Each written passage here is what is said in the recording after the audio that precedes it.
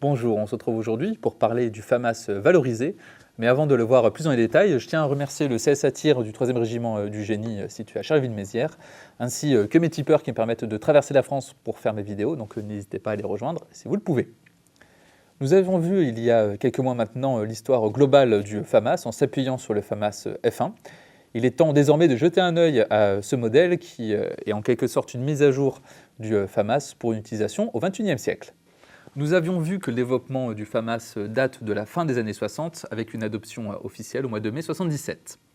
Évidemment, avec l'évolution des technologies, notamment l'essor des lunettes, viseurs point rouge montés sur les fusils d'assaut, les lasers et toute la modularité qu'offrent les systèmes comme les rails Picatinny, il faut alors modifier le fusil français pour qu'il puisse profiter de tout ça. Et une des manières les plus simples pour augmenter la modularité de l'arme est la poignée garde-main polyvalente, ou PGMP, qui va permettre d'avoir des rails Picatinny sans trop avoir à modifier l'arme.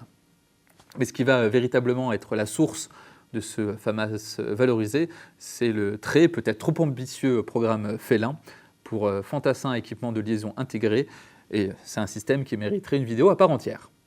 Ce système Félin, développé à partir de 1995, devait permettre d'améliorer la communication, l'observation, la protection, la mobilité, le soutien et la létalité du fantassin, et il va se traduire par le développement de plusieurs équipements.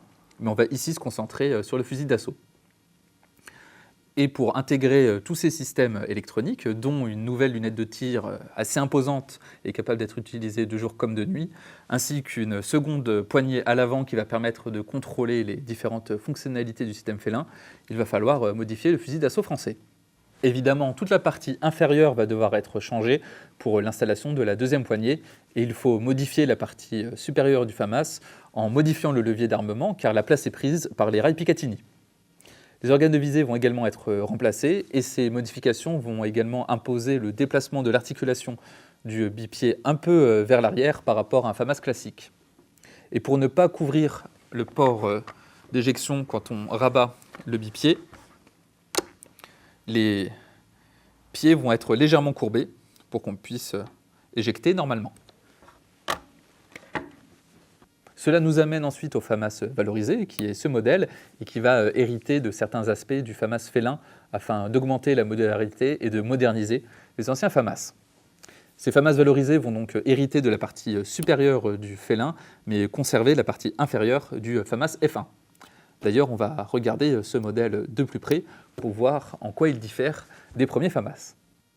Évidemment, notre FAMAS valorisé ressemble au FAMAS F1 et mécaniquement, ces armes sont identiques. Évidemment, la première chose que l'on remarque, c'est la disparition de la fameuse poignée pour un rail Picatinny. Et cela va obliger le déplacement du levier d'armement qui était à l'intérieur de la poignée précédemment, et il est désormais sur le côté.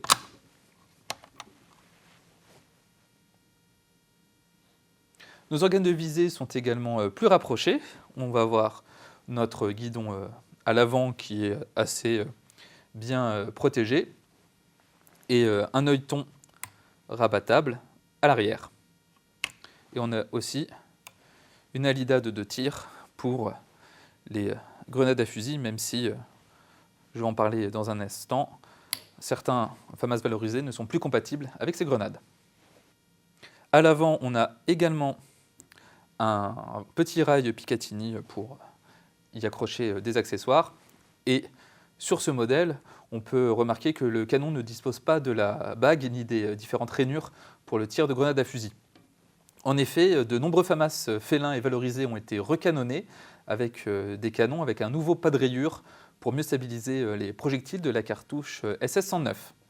Et ces nouveaux canons étaient fabriqués par Beretta et ils ne disposent plus du nécessaire pour le tir de grenade à fusil. Le reste des commandes est identique, avec notre sûreté sélecteur de tir devant la détente, ainsi que notre limiteur de rafale à l'arrière pour des rafales de 3 coups ou des rafales illimitées.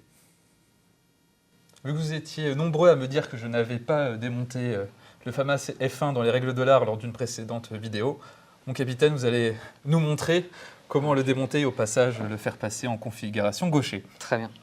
Donc là, on est sur un FAMAS Valo où le levier d'armement est déjà à gauche, donc on n'aura plus que juste la tête de culasse à remettre dans le bon état, dans le bon ordre. Donc je vais commencer par retirer les goupilles, comme sur un FAMAS classique. Je retire également l'appui-joue.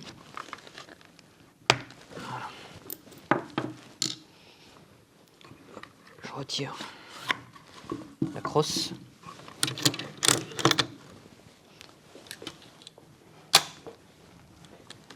Je retire le boîtier de mécanisme. Ici, avec les deux goupilles à l'avant, deux petits ergots. Et on est sur une poignée garde-main beaucoup plus fragile que celle d'avant.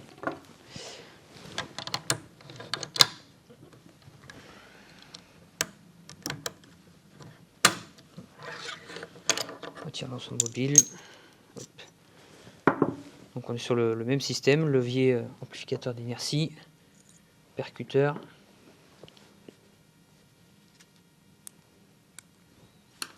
Doigt de maintien.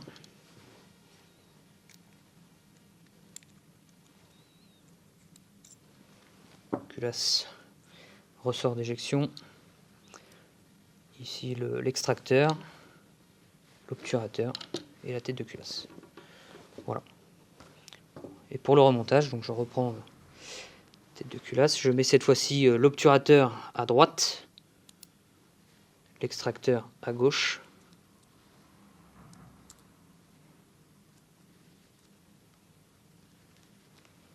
Le ressort.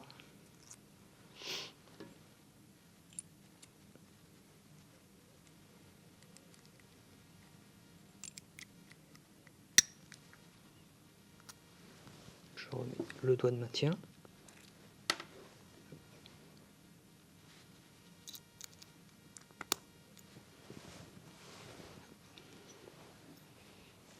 Percuteur.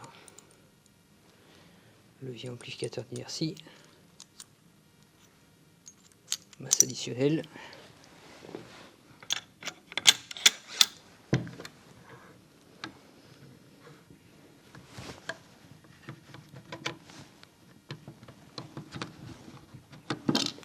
Pour que ce soit plus pratique, je vais tourner légèrement pour pouvoir voir l'encoche. Voilà.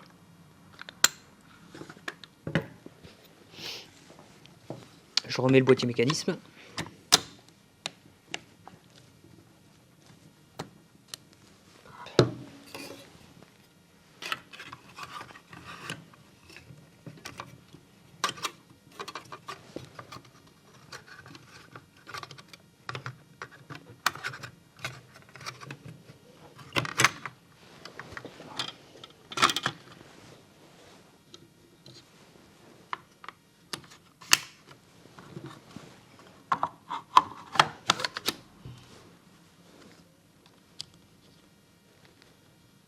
Alors, pour les puristes, puisqu'on est en gaucher, maintenant on va changer les goupilles de sens.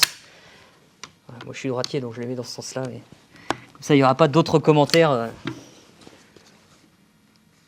Voilà. Et on se retrouve bien avec une arme configuration gaucher. Voilà. Voilà. C'est parfait, merci beaucoup. De rien. Le FAMAS valorisé était un bon moyen de moderniser le fusil d'assaut français en facilitant l'utilisation de divers accessoires comme des optiques, lasers, etc. Et cela a donc permis de rallonger la durée de vie du fusil avant et pendant la transition vers le HK416F. En tout cas, j'espère que cette vidéo vous aura plu, j'espère que j'aurai l'occasion de filmer d'autres variantes du FAMAS dans le futur. Je vous invite, comme d'habitude, à vous abonner à la chaîne et si vous le souhaitez, à soutenir mon travail grâce au Tipeee en description. Sur ce, on se dit à bientôt pour une prochaine vidéo.